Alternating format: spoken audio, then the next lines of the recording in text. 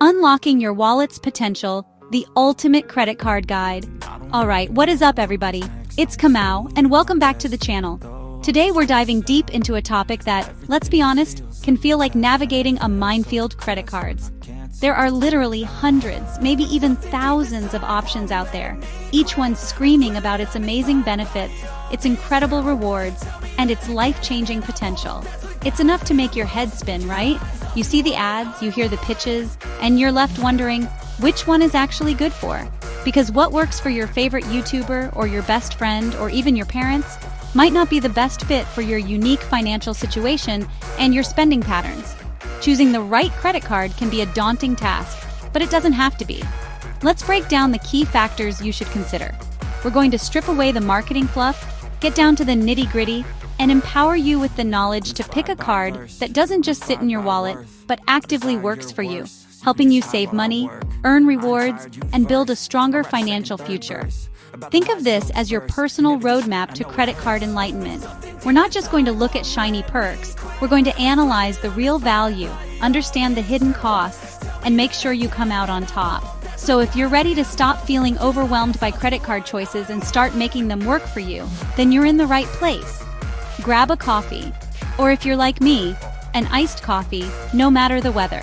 Get comfortable, and let's get into it. We're going to cover everything from understanding your own spending to deciphering those tricky terms and conditions. By the end of this video, you'll have a clear strategy for finding that perfect piece of plastic. And hey, if you get any value out of this, make sure to smash that like button for the YouTube algorithm. It really helps the channel out. Know thyself. Decoding your spending habits. Alright, first things first, and this is absolutely crucial, probably the most important step in this entire process. You need to understand your spending habits. I know, it sounds basic, maybe even a little boring, but trust me on this one. Without a clear picture of where your money is actually going each month, you're essentially flying blind. Choosing a credit card without this knowledge is like picking a car without knowing if you need a truck for hauling or a fuel-efficient sedan for commuting.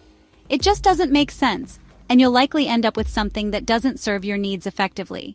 So, how do you do this? Well, for starters, you can manually track your expenses for a month or two. Use a spreadsheet, a notebook, or one of the many budgeting apps out there. Every coffee, every grocery run, every online subscription, write it all down. It might be an eye-opening experience and sometimes a little scary to see it all laid out, but it's necessary. This isn't about judging your spending. It's about gathering data. We're financial detectives here, looking for clues that will lead us to the best credit card. Alternatively, many online banking platforms now offer tools that automatically categorize your debit and credit card transactions. This can save you a ton of time and effort. Look for features like spending reports or transaction categorization. The goal here is to identify your major spending categories. Are you spending a significant portion of your income on groceries? Or perhaps you're a road warrior, and gas is a big expense. Maybe you're constantly booking flights and hotels for work or leisure. These are the golden nuggets of information we're looking for. Once you have this data, patterns will start to emerge. You might find that 30% of your budget goes to dining out, or that you spend a surprising amount on online shopping. This isn't about feeling guilty. It's about recognizing where you can maximize rewards. If you spend a lot on travel, a card that offers bonus miles on flights and hotels, along with perks like airport lounge access or travel insurance, could be incredibly valuable. You'd be leaving money on the table by not optimizing for this. On the other hand, if your biggest monthly outlay is for stocking the pantry and feeding your family, then a card that gives you, say, 5% cash back on groceries would be a game changer. That's real money back in your pocket every single month, just for buying things you were going to buy anyway. Similarly, if you commute long distances or your job involves a lot of driving, a card with high rewards on gas purchases should be at the top of your list. These small percentages add up significantly over the course of a year. Consider your lifestyle beyond just the big categories. Do you shop frequently at specific retailers like Amazon or Target? Some cards offer enhanced rewards for shopping at particular stores or through specific online portals. Are you someone who values experiences, or are you more focused on straightforward cashback? The answers to these questions will heavily influence which card benefits will appeal most to you and provide the most tangible value in your day-to-day life. Don't just chase the highest advertised reward rate. Chase the rewards that align with your actual life. It's also important to be honest with yourself about how your spending might change. Are you planning any big purchases soon, like new appliances or a vacation? Some cards come with attractive introductory offers or bonus rewards for meeting a certain spending threshold in the first few months. If you can align this with planned expenses, you can get a significant boost in rewards right off the bat. But don't go spending extra just to hit a bonus. That defeats the purpose. Think about the frequency of your spending in certain categories too. Maybe you only travel twice a year, but when you do, it's a big trip. In that case, a travel card might still be worth it if the per-trip value is high. Or maybe you have consistent, moderate spending across several categories. In that scenario, a card with a good flat-rate reward on all purchases might be more beneficial than one that hyper-focuses on a single category where your spending is less concentrated. Don't underestimate the power of this initial step. Taking the time to meticulously analyze your spending habits is like laying a strong foundation for a house.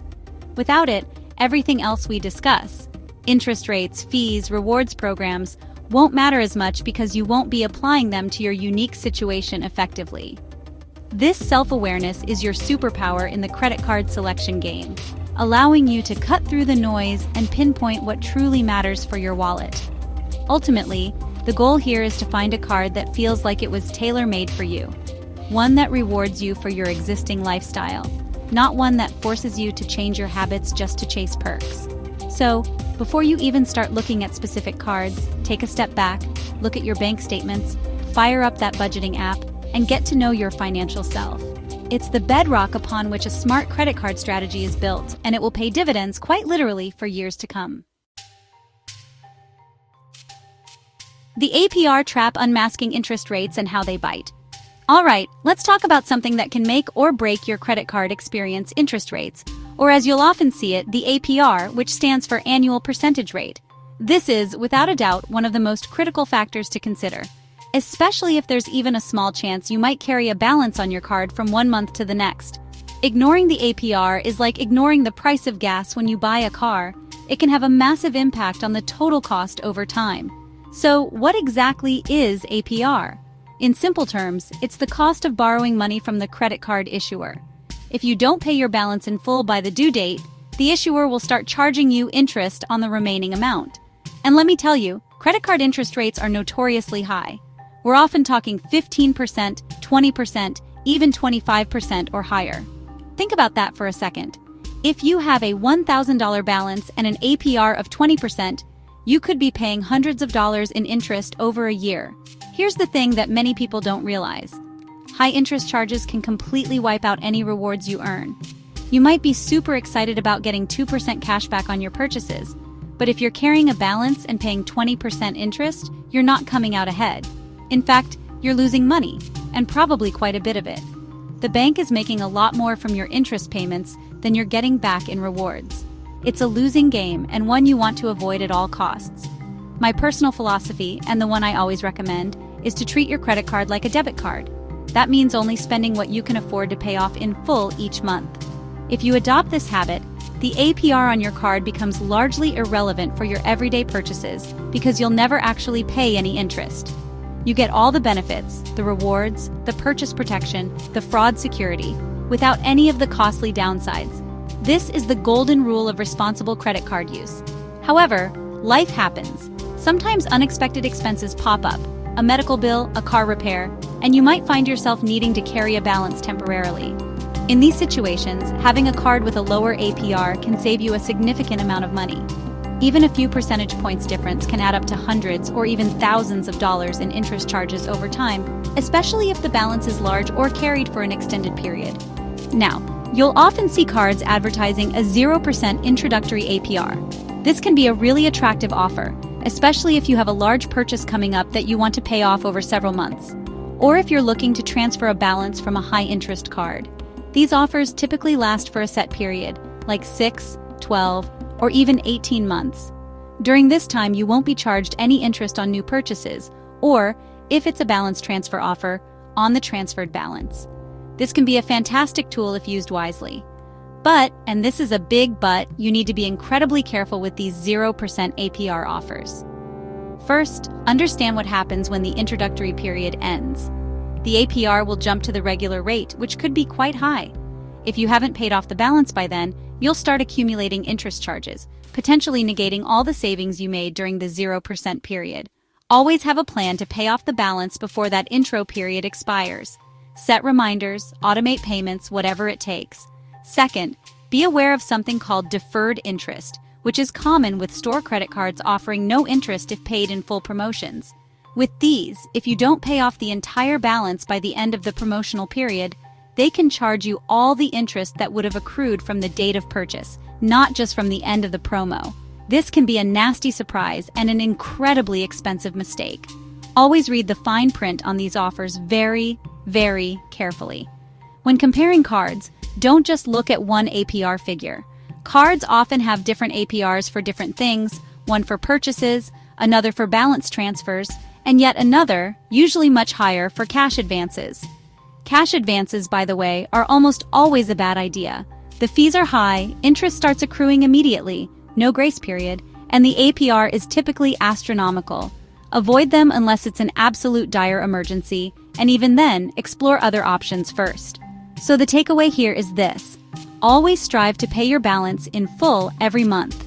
If you do that, the purchase APR is less of a concern. However, for those just-in-case moments, or if you plan to use a 0% intro offer strategically, then understanding and comparing APRs is absolutely vital.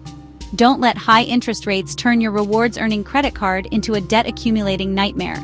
Be informed, be disciplined, and keep your hard-earned money in your pocket, not the bank's. Alright, next up on our credit card, deep dive annual fees. This is a big one, and it's where a lot of people get tripped up. You see these premium cards advertising amazing perks, airport lounge access, huge travel credits, incredible bonus point offers. But then you see the annual fee, and it can be anywhere from $95 to $250, even $500 or more. The immediate reaction for many is, no way, I'm not paying a fee just to have a credit card. And that's a perfectly valid starting point. But here's the thing, an annual fee isn't automatically a bad thing. Sometimes, paying an annual fee can actually save you money or provide value that far exceeds the cost of the fee itself. The key is to do a careful cost-benefit analysis. You need to sit down and objectively determine if the perks and rewards offered by a fee-based card will genuinely outweigh the annual cost and your specific spending habits and lifestyle. It's not about what the card promises, it's about what you will realistically use. Let's take a common example. A travel rewards card with a $95 annual fee.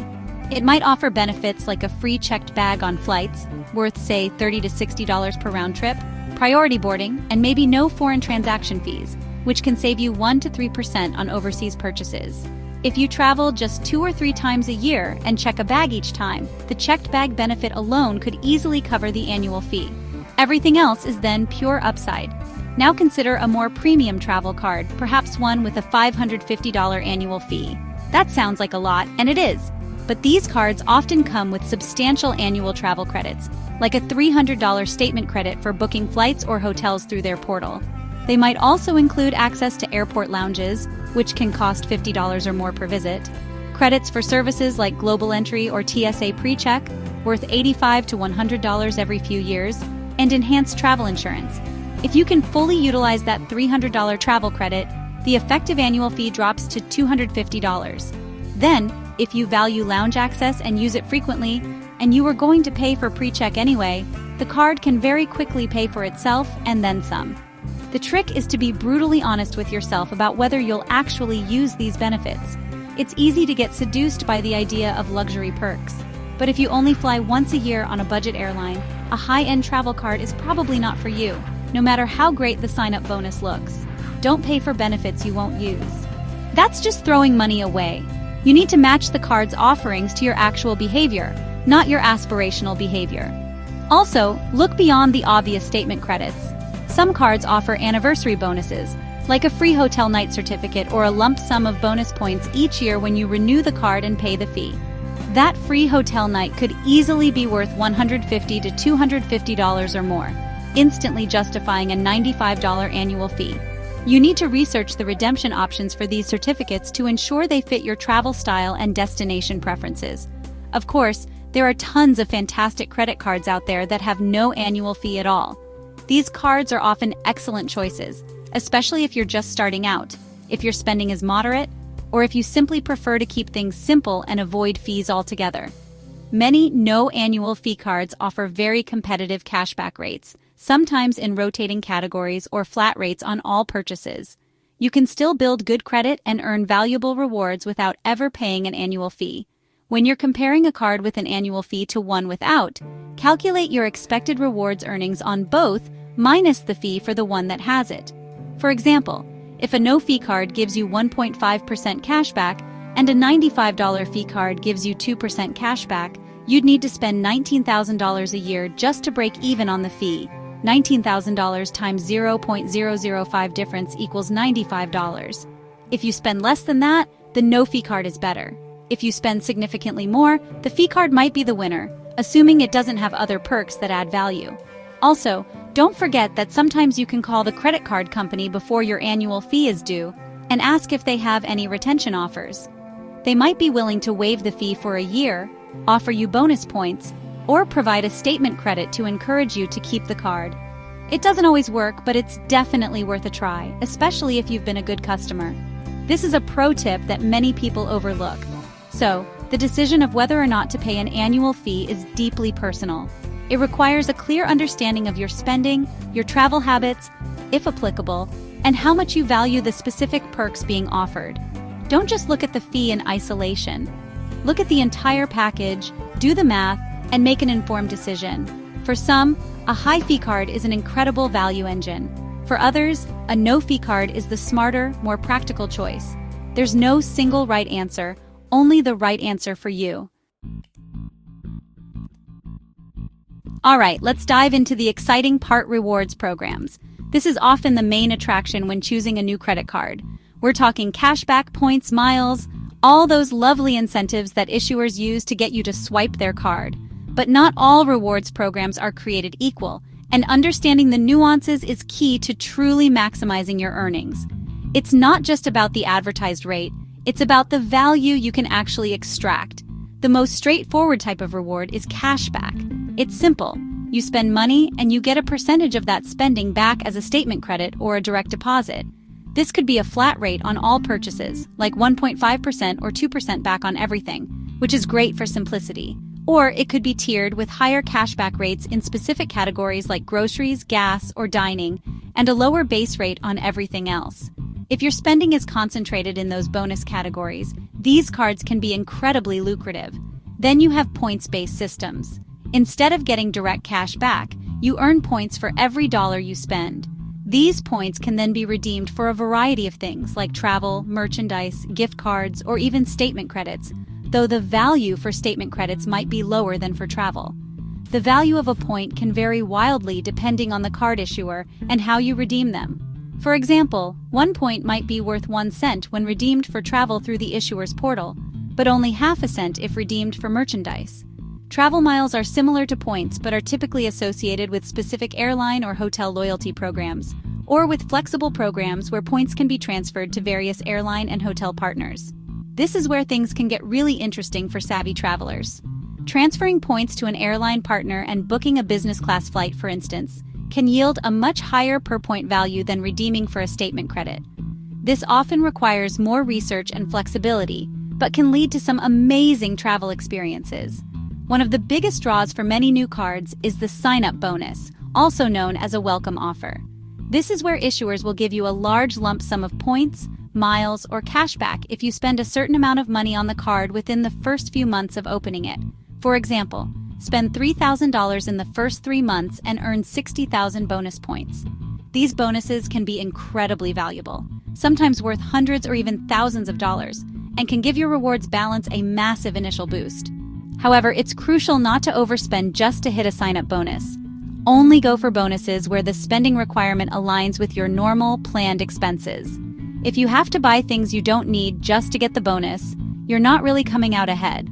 Also, be aware of any restrictions, like not being eligible for a bonus if you've had that card or a card from the same family of cards recently.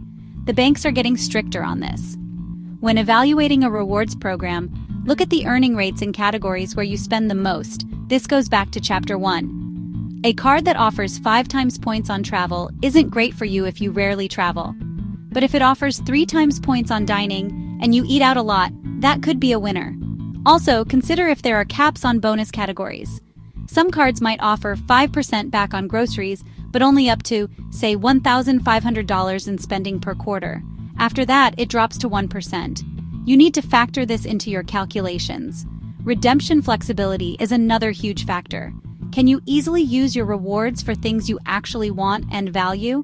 If a program has very limited travel partners, or if the merchandise available for redemption is overpriced, the points aren't as valuable. Look for programs with good airline and hotel transfer partners if you're into travel, or straightforward cashback options if you prefer simplicity. The more options you have, and the better the value per point across those options, the stronger the program. Don't forget about other perks that can be part of the rewards ecosystem, even if they're not direct points or cashback.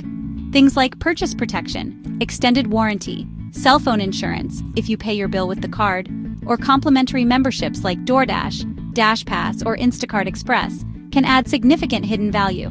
These benefits can save you real money if you find yourself needing them, or if they replace a service you're already paying for. Finally, remember that rewards programs can change. Issuers can devalue points, change bonus categories, or alter transfer partner ratios. It's a good idea to periodically review your cards and their rewards programs to ensure they're still the best fit for you. Don't be afraid to switch cards if a better offer comes along, or if your current card's program no longer aligns with your spending or redemption goals. The goal is to continuously optimize your reward strategy. Okay, let's talk about credit limits. When you get approved for a new credit card, the issuer will assign you a credit limit, which is the maximum amount of money you can borrow on that card at any given time. This limit can range from a few $100s for someone just starting out to tens of thousands of dollars for those with established credit and higher incomes. Understanding your credit limit and how to manage it is super important for your overall financial health. On the one hand, a higher credit limit can seem like a good thing. It gives you more purchasing power, which can be helpful for large, planned expenses or in case of an emergency. If you need to book an expensive flight or pay for a sudden home repair, having a sufficient credit limit means you can handle it without maxing out your card. It provides a sense of security and flexibility, knowing you have access to those funds if absolutely necessary. A higher credit limit can also positively impact your credit score, specifically your credit utilization ratio. This ratio is the amount of credit you're currently using compared to your total available credit. For example, if you have a $1,000 balance on a card with a $10,000 limit, your utilization is 10%. If that same $1,000 balance is on a card with only a $2,000 limit, your utilization jumps to 50%. Lenders generally like to see low credit utilization, ideally below 30%, and even better if it's below 10%. So, a higher overall credit limit across all your cards can make it easier to keep your utilization low, even if your spending remains the same. However, and this is a very big however, a high credit limit can also be a dangerous temptation. It can create the illusion that you have more money to spend than you actually do. If you have a $20,000 credit limit, it might feel like you can afford that big screen TV or luxury vacation, even if your bank account says otherwise. This is where discipline comes in. A credit limit is not an extension of your income. It's borrowed money that you have to pay back, with interest if you don't pay it in full. Treating your credit limit as a spending target is one of the quickest ways to get into financial trouble. Maxing out your credit cards, or even consistently carrying high balances, not only leads to hefty interest charges, as we discussed in Chapter 2, but also severely damages your credit score. High credit utilization is a major red flag for lenders, signaling that you might be overextended and a higher credit risk. This can make it harder to get approved for future loans, mortgages, or even new credit cards with favorable terms. So, the key is responsible management. Regardless of how high your credit limit is, you should always aim to spend only what you can comfortably afford to pay back in full each month. Don't let a high limit lull you into a false sense of financial security or encourage lifestyle inflation. Your budget, not your credit limit, should dictate your spending. This is a fundamental principle of good financial hygiene. If you're just starting out with credit, you might be given a relatively low credit limit. Don't be discouraged by this. Use the card responsibly, make all your payments on time, and keep your balances low. After 6 to 12 months of good history, you can often request a credit limit increase from the issuer. Many issuers also automatically review accounts for credit limit increases periodically. A history of responsible use with a lower limit demonstrates that you can handle credit wisely, paving the way for higher limits in the future. When you do get a credit limit increase, or if you're approved for a card with a high limit, see it as a reflection of the bank's trust in your ability to manage debt, not as an invitation to spend more. The goal isn't to use all that available credit. It's to have it available for strategic purposes and to help your credit utilization ratio. Think of it as a tool, and like any powerful tool, it needs to be handled with care and respect. One common question is whether you should close old credit cards, especially if they have high limits but you don't use them much anymore. Generally, if the card has no annual fee, it's often better to keep it open, even if you only use it occasionally for a small purchase to keep it active. Closing an old card can reduce your total available credit, hurting your utilization ratio, and can also shorten your average age of credit accounts, another factor in your credit score. Ultimately, your credit limit is a component of your financial toolkit. Used wisely, it can provide flexibility and help build a strong credit profile. Used irresponsibly, it can lead to debt and financial stress. The power lies in your hands to manage it effectively. Focus on living within your means, paying your bills on time and in full, and viewing your credit limit as a safety net and a score booster, not a spending goal. That's the path to long-term financial success. So there you have it, a comprehensive breakdown of what to look for when choosing your next, or maybe even your first credit card. We've covered everything from understanding your own spending habits, which is the absolute foundation, to deciphering interest rates so you don't fall into a debt trap. We've also weighed the pros and cons of annual fees, dived into the exciting world of rewards programs, and talked about the importance of responsibly managing your credit limit. It might seem like a lot to take in, but by tackling each of these areas one by one, you can demystify the process. Choosing a credit card isn't just about getting more purchasing power, it's about finding a financial tool that aligns with your goals and lifestyle. It's about making your money work harder for you, whether that's through earning valuable cash back, collecting points for your dream vacation, or simply building a strong credit history for your future. Remember, the perfect card is subjective. It's the one that's perfect. Don't just follow the hype. Do your own research and make an informed decision based on your unique circumstances. By considering these factors, you can find a credit card that fits your needs and helps you achieve your financial goals. Happy card hunting! I hope this video has given you the confidence and the knowledge to go out there and make a smart choice. If you found this helpful, please give it a thumbs up. Subscribe if you haven't already for more content like this, and hit that notification bell so you don't miss out. And of course, if you have any questions or want to share your own credit card tips, drop a comment down below. I love hearing from you guys. Thanks for watching, and I'll see you in the next video.